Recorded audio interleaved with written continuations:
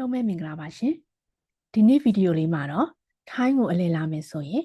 2025ခုနှစ်မေလ1ရက်နေ့ကနေစပြီးတော့ Thailand Digital Arrival Card လို့ခေါ်တဲ့ TDAC ကြိုဖြည့်ရမယ့်အကြောင်းလေးကိုပြောပြပေးသွားမှာဖြစ်ပါတယ်ရှင်မေလ1ရက်နေ့ကနေစပြီးတော့ passport နဲ့ထိုင်းနိုင်ငံကိုလေဆိပ်ကုန်းလမ်းရေလမ်းဘယ်လမ်းကနေမဆိုမလာခင်Thailand Digital Arrival Card ကို3ရက်ကြိုဖြည့်ထားပေးရမှာဖြစ်ပါတယ်ရှင်။ထိုင်းကိုလာတဲ့အချိန်မှာထိုင်းလေဆိပ်က Immigration မှာ Thailand Digital Arrival Card ဖြည့်ထားတဲ့ QR code လေးကိုပြပေးရမှာဖြစ်ပါတယ်ရှင်။ထိုင်းနိုင်ငံသားဒါမှမဟုတ်ထိုင်းနိုင်ငံထဲကိုမဝင်မဲ့ထိုင်းနိုင်ငံကနေ transit စီးပြီးတခြားနိုင်ငံကိုသွားမဲ့သူတွေကတော့TDAC ဖြည့်စရာမလိုပါဘူးရှင်။ Thailand Digital Arrival Card ဝင်ဖြည့်ရမယ့် link လေးကိုလည်း description မှာထည့်ပေးထားပါတယ်ရှင်။အခု Thailand Digital Arrival Card ကိုဘယ်လိုဖြည့်ရမယ်ဆိုတာလေးကိုပြောပြပေးသွားမှာဖြစ်ပါတယ်ရှင်။ပထမဦးဆုံး website ကိုဝင်ပါမယ်ရှင်။ဒီစာမျက်နှာလေးကိုအရင်တွေ့ရမှာဖြစ်ပါတယ်ရှင်။ဒီမှာ verify URL human ဆိုတာလေးကိုအမှန်ချက်လိုက်လို့ရှိရင် success ဆိုတဲ့အမှန်ချက်အစိမ်းလေးပေါ်လာမှာဖြစ်ပါတယ်ရှင်။ Arrival Card ကိုတင်မှာဖြစ်တဲ့အတွက် Arrival Card ဆိုတာလေးကိုရွေးရမှာဖြစ်ပါတယ်ရှင်။အခုဆိုရင် passport ထဲကအချက်လက်တွေဖြည့်ရမယ့်နေရာကိုရောက်ပါပြီရှင်။ပထမဦးဆုံး family name ကိုဖြည့်ပါမယ်ရှင်။နောက်ဆုံးစလုံးကိုဖြည့်လို့ရပါတယ်ရှင်။ first name မှာနာမည်အပြည့်စုံဖြည့်လို့ရပါတယ်။ middle name ကိုမဖြည့်လဲရပါတယ်ရှင်။ passport နံပါတ်ဖြည့်ပါမယ်ရှင်။ nationality မှာ MMR မြန်မာဆိုတာကိုရွေးရမှာဖြစ်ပါတယ်ရှင်။ date of birth က passport ထဲကမွေးသက် grade ကိုပဲဖြည့်ရမှာဖြစ်ပါတယ်ရှင်။ occupation က self employed လို့ဖြည့်လို့ရပါတယ်ရှင်။ gender ရွေးပါမယ်ရှင်။ female male ရွေးလို့ရပါတယ်ရှင်။ visa နံပါတ်ကခြံထားခဲ့လို့ရပါတယ်ရှင်။ country territory of residence MMR မြန်မာဆိုတာကိုရွေးပါမယ်ရှင်။ MMR Republic of the Union of Myanmar ဆိုတဲ့ box လေးကြာလာပါမယ်ရှင်။ City State of Residence ကရန်ကုန်မန္တလေးဖြည့်လို့ရပါတယ်ရှင်။ရန်ကုန် region ဆိုရင်ရန်ကုန် region ထည့်ပါမယ်ရှင်။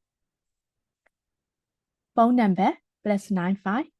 ကိုယ့်ရဲ့ဖုန်းနံပါတ်ထည့်ပါမယ်ရှင်။ရိုက်ထည့်ပြီးရင်တော့ continue သွားပါမယ်ရှင်။ Arrival information ဆိုတဲ့ page ကိုရောက်ပါပြီရှင်။ Arrival information ကထိုင်းနိုင်ငံကိုဘယ်နေ့ရောက်မယ်ဘယ်လိုလာမယ်ဆိုတာကိုဖြည့်ရမှာဖြစ်ပါတယ်ရှင်။ Date of arrival က3ရက်ကြိုဖြည့်ပါမယ်ရှင်။28 country territory where you border ကကြတော့မြန်မာလို့ဖြည့်ပါမယ်ရှင်။ Purpose of travel ကကြတော့ holiday education business စသဖြင့်ရွေးပေးလို့ရပါတယ်ရှင်။ Mode of travel ကကြတော့ air land sea ရွေးပေးရပါမယ်ရှင်။လေယာဉ်နဲ့လာမယ်ဆိုရင် airline ကိုရွေးပါမယ်ရှင်။ Mode of transport ကကြတော့ commercial flight ကိုရွေးလိုက်ပါမယ်ရှင်။ Flight number ကတော့ကိုလေယာဉ်လက်မှတ်ဖြတ်ထားတဲ့လေယာဉ်နံပါတ်ကိုဖြည့်ရပါမယ်ရှင်။ Date of departure ကကြတော့ထိုင်းနိုင်ငံကနေပြန်ထွက်မဲ့ရက်ကိုဖြည့်ရပါမယ်ရှင်။ Mode of transport commercial flight ကိုရွေးပါမယ်ရှင်။ Flight number ဖြည့်ပါမယ်ရှင်။ Accommodation information ဆိုတဲ့အကွက်ကိုဖြည့်ပါမယ်ရှင်။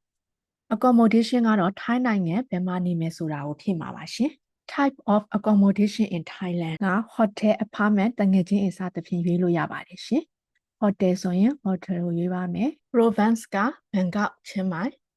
ရွေးလို့ရပါတယ်ရှင်။ District area ဘန်ကပိဆိုဘန်ကပိထည့်လို့ရပါတယ်။ Sub district Pharmac postcode address ကကိုယ့်ရဲ့ hotel လိပ်စာကိုဖြည့်လို့ရပါတယ်ရှင်။ Health declaration ကတော့မြန်မာပြည်ကလာတဲ့လူတွေကကြော်လို့ရပါတယ်ရှင်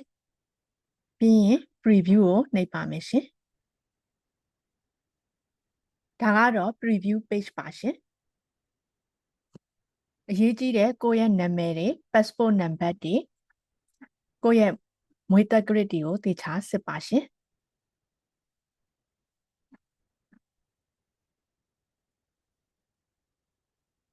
ပြီးရင်တော့ email လိပ်စာထည့်ပါမယ်ရှင်။ email လိပ်စာထည့်ပြီးပြီဆိုလို့ရှိရင်တော့ submit နှိပ်လိုက်ပါမယ်ရှင်။အဲ့ဒါဆိုရင်တော့ TDAC တင်တာအောင်မြင်ပါပြီရှင်။ဒါကတော့ email လိပ်စာဖြည့်ပါမယ်ရှင်။ပြီးရင်အမှန်လေးချစ်လိုက်ပါမယ်။ချစ်ပြီးလို့ရှိရင် term and condition ဆိုပြီးတော့မှ agree နှိပ်လိုက်ပါမယ်ရှင်။ agree နှိပ်လိုက်ပြီဆိုရင်တော့ကိုက TDAC တင်တာအောင်မြင်ပါပြီရှင်။ဒါတွေအားလုံးကိုအဆုံးထိဖြည့်ပြီးပြီဆိုရင်တော့ email ထဲကို TDAC ပို့ပေးမှာဖြစ်ပါတယ်ရှင်။ဒီပို့ထားတဲ့ TDAC ကိုလေဆိပ်လဝကအဝင်မှာပြပေးရမှာဖြစ်ပါတယ်ရှင်။ အားလုံးကိုကျေးဇူးတင်ပါတယ်ရှင်